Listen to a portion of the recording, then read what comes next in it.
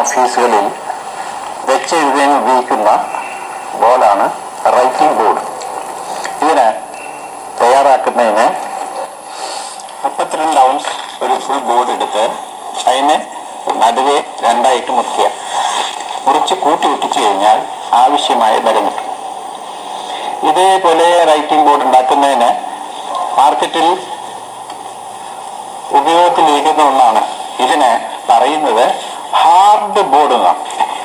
ഇത് raw materials ഇതെല്ലാം വെച്ചാൽ ഈ വുഡ് പൗഡർ അങ്ങനെയെല്ലാം ഗം ചേർത്ത് പ്രസ് ചെയ്തെടുക്കുന്ന. ഇതിൻ്റെ ഒരു വശം നല്ല മിനുസുള്ളൂ, ഒരു വശവും റഫായിട്ടുള്ളതാണ്. ഇത് സാധാരണ സീലിങ്ങിനും പാർട്ടീഷനും വേണ്ടി ഉപയോഗിക്കുന്നതാണ് ഇത് ഹാർഡ് ബോർഡ്. നമ്മൾ ഉപയോഗിക്കുന്നത് മോഡൽ തയ്യാറാക്കുന്നതിന് ഉപയോഗിക്കുന്നത് ഇതിൻ്റെ പേര് സ്ട്രാ ബോർഡ്. 32 ഔൺസിന്റെ സ്ട്രാ ബോർഡ്. ഈ സ്ട്രാ ബോർഡ് നമ്മൾ നേരെ നടുവ് മുറിക്കുക. ഇത് 65 × 78 ഇതിന്. അപ്പൊ ഈ 78 ഈ നീള ഭാഗം രണ്ടാക്കി നമ്മൾ നേരെ ഇത് മുറിക്കുക.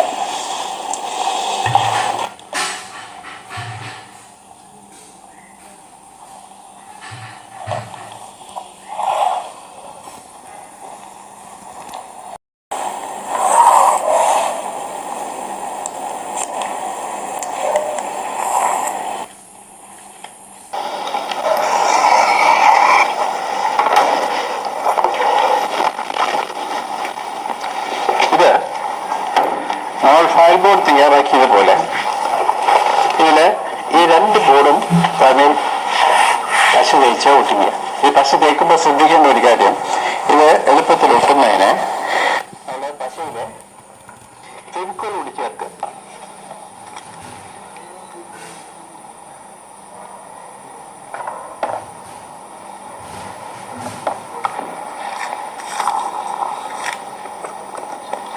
ഇത് രണ്ടും കൂടി മിക്സ് ചെയ്ത്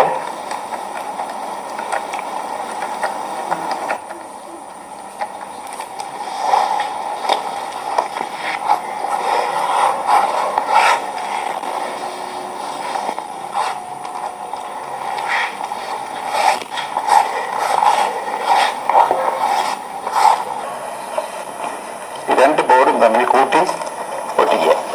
ഇത് ഒട്ടിച്ചു കഴിഞ്ഞാൽ ഇനി അടുത്ത് ചെയ്യേണ്ട, നമ്മൾ ഫയൽ ബോർഡ് ചെയ്ത പോലെ ഈ 4 വശത്തും നമ്മൾ കാലിക്കോട്ട് ചെയ്യും.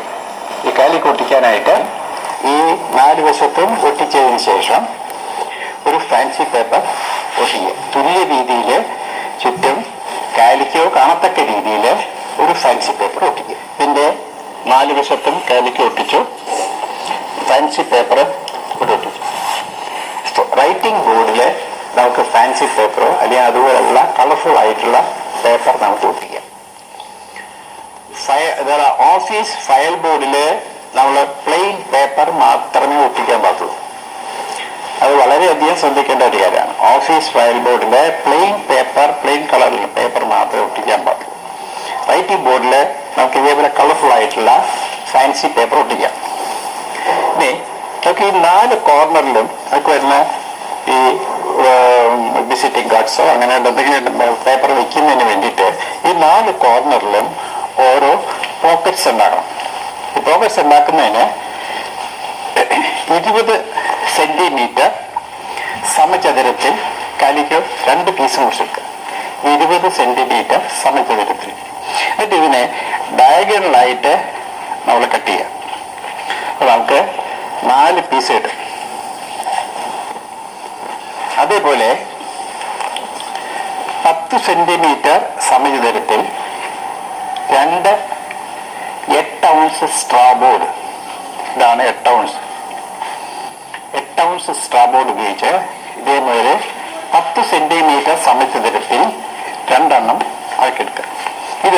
ഇതും ഡയഗണലായിട്ട് മുറിക്കുക. ഇത് മുറിച്ചെടുത്തതിന് ശേഷം ഈ പോക്കറ്റ്സ് തയ്യാറാക്കുന്ന കാര്യം ശ്രദ്ധിക്കുക. നമ്മുടെ ഈ കാലിക്കോ ഇതില് ആദ്യം പശ പോകുക.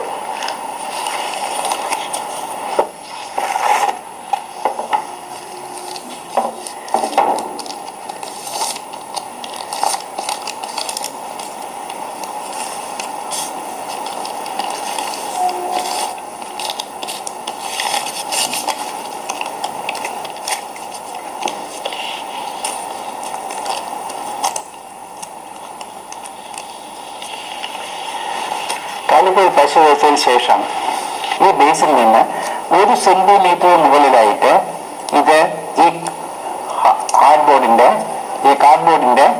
8 ounce കാർഡ്ബോർഡിനുള്ള ഇത് ത്രികോണം ഇവിടെ വയ്ക്കുക.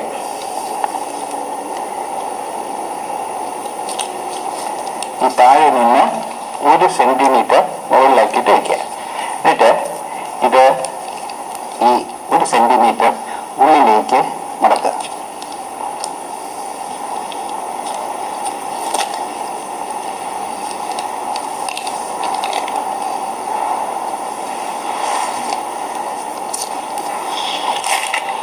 ശ്രദ്ധിക്കേണ്ടത് ഈ സ്ട്രാബോർഡിന്റെ ഈ ത്രികോണമായിട്ടുള്ള സ്ട്രാബോർഡില് പശ പറ്റാതിരിക്കാൻ ശ്രദ്ധിക്കണം. ഇനി ഈ ത്രികോണം ഈ ബോർഡിന്റെ കോണുമായിട്ട് സമാന്തരമായിട്ട് വയ്ക്കുക.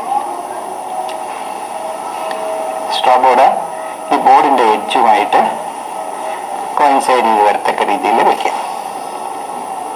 ഇത് വെച്ചതിന് ശേഷം ബാക്കിയുള്ള കാലിക്കോ പുറകോട്ട് മടക്കി വെട്ടി.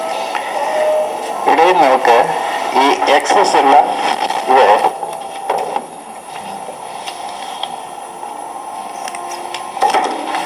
കാലിക്കോ മടക്കിട്ട് ഒന്നിനെ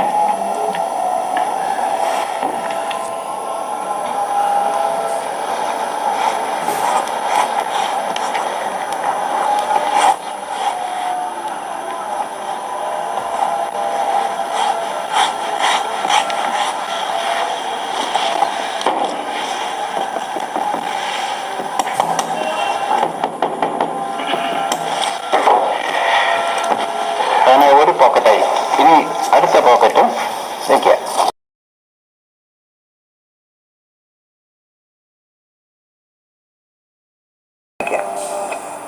നല്ല പച്ചതിന് ശേഷം ഈ 1 സെന്റിമീറ്റർ ഈ ബോർഡിന്റെ മുകളിലേക്ക് ഏറ്റവും മടക്കി വയ്ക്കുക.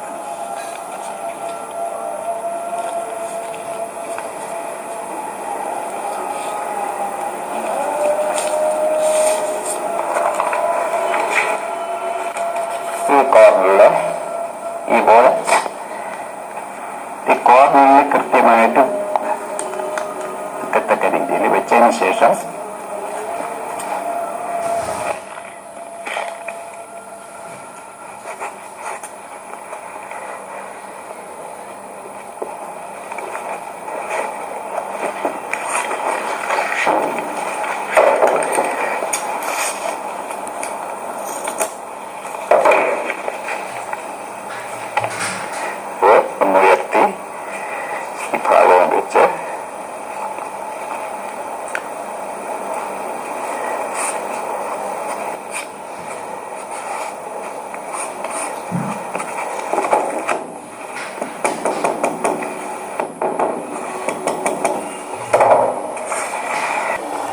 പോക്കറ്റ്സ് വെച്ച് കഴിഞ്ഞു. ഇനി ഇതിന്റെ ഫിനിഷിംഗ് ആണ്. ഇതിന്റെ ഈ ഭാഗത്ത് ചെറിയൊരു ഫാൻസി പേപ്പർ നമ്മൾ കൊട്ടിട്ട് തുല്യ അകലത്ത്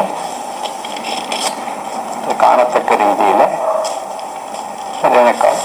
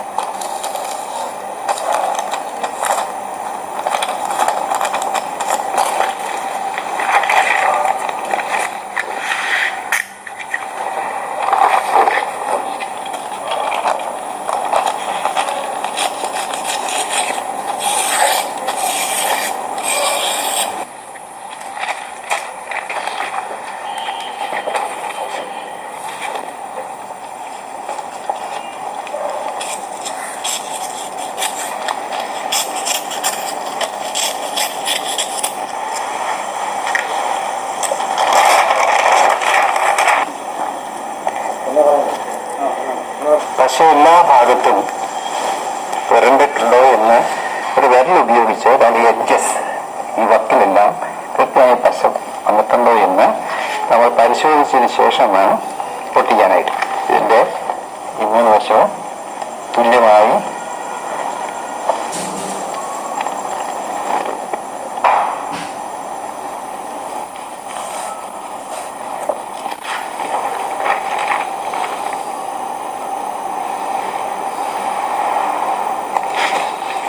തികച്ചതിന് ശേഷമാണ് നേരത്തെ സൂചിച്ചുള്ള ഒരു പേപ്പർ ഇട്ടിട്ട് ഒരു കോർണർ ഈ കോർണറിലേക്ക് ഇട്ടിട്ട്